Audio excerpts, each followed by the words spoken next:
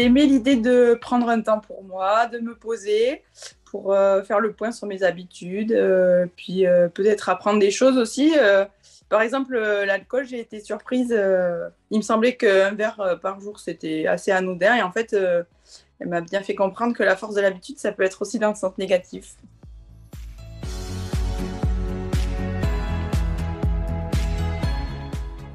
Suite aux questions qu'on a vues avec mon médecin, voilà, le principal souci qui restait, c'était maintenir un poids correct. C'est quelque chose qui me tient à cœur.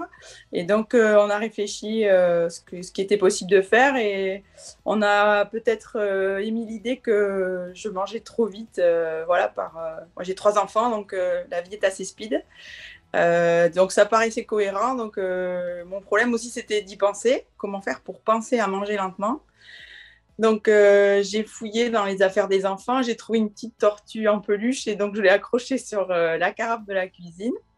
Et du coup, comme ça me permet de me mettre en mode tortue dès que je me mets à table. Et finalement, ben, tout le monde en profite parce que les ados aussi, ça mange vite et ben, finalement, tout le monde en a tiré profit.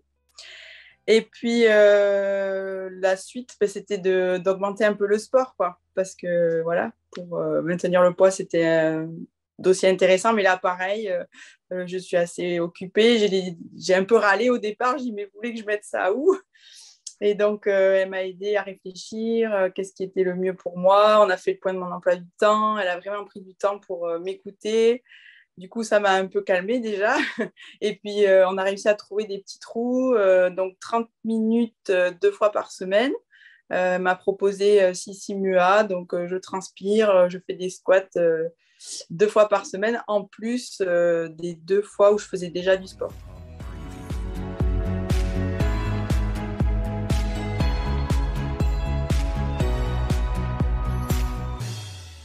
J'ai confiance de toute façon, puisqu'on lui confie notre santé quand ça va pas. Et du coup, là, d'avoir un suivi vraiment personnalisé m'a beaucoup intéressée. Et puis, ça me paraissait vraiment logique de lui faire confiance.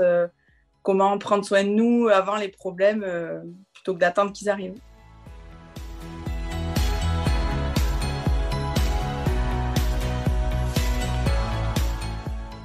Finalement, notre voiture, on y pense à faire de la prévention puisqu'on lui fait les filtres, les vidanges. Ça nous paraît automatique et en fait, pourquoi pas le faire avec nous aussi, voilà, de faire attention à qu'est-ce qu'on pourrait modifier dans nos habitudes qui sont peut-être pas très bonnes pour nous sans s'en rendre compte et finalement éviter les problèmes.